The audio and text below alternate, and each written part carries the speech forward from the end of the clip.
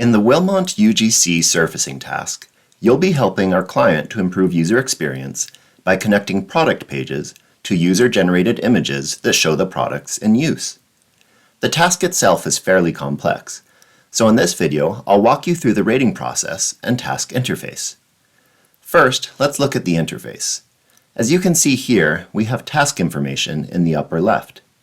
This tells us what shop the products we're looking at come from, as well as the source of the image or video. Right below that, you'll see the media to review.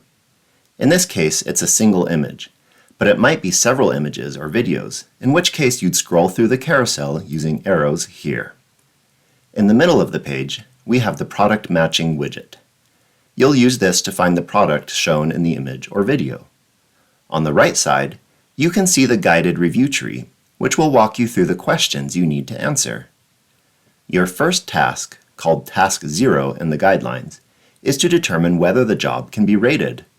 If the page doesn't load properly, even after a few seconds, if you're unable to understand the caption because it's in a foreign language, or if the media or text contains content that violates Facebook's community standards, then select the appropriate option here and move on to the next result.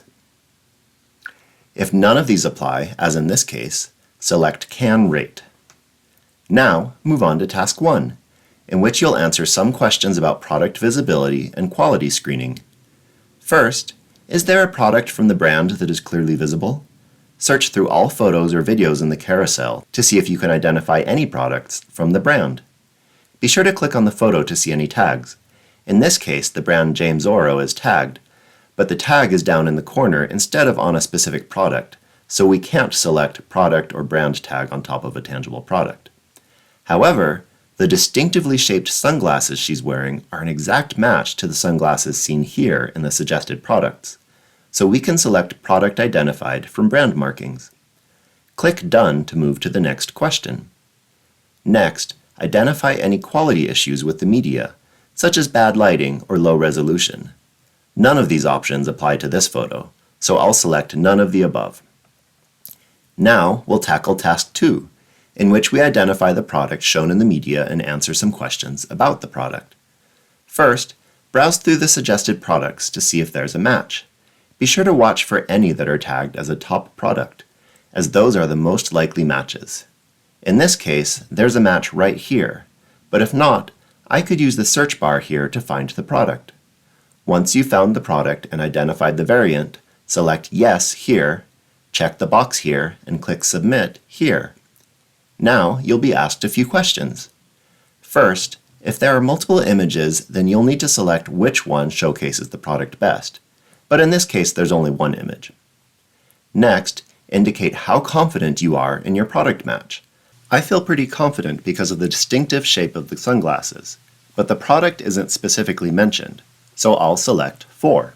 Now, select any quality enhancements that apply to the media. In this case, the product captures attention and stands out against the background, so I'll select this option. Finally, if you were a buyer for this product, would this user-generated content influence your decision-making and purchase behavior? This is a subjective question, and in this case, I'll say yes, because I think it's helpful to see how sunglasses look on an actual face. Click Submit here. The last section for us to complete is Task 3, which asks some diversity and inclusion questions. The purpose of these questions is to help our client identify user-generated content that includes diverse ages, genders, and ethnicities. First, compare the image to the examples in the guidelines in order to select the most appropriate skin tone label. For this example, I'll select white, fair. Next, as far as you can tell, how old are the primary people in the media? In this case, she looks like a young adult to me, so I'll select 13 to 30. Finally, what are the likely genders of the primary people in the media? This person looks female to me, so I'll select that option, click Done, and submit the job. This is a complex task, but if you just take one question at a time and refer back to the guidelines whenever unsure, you'll be an expert in no time.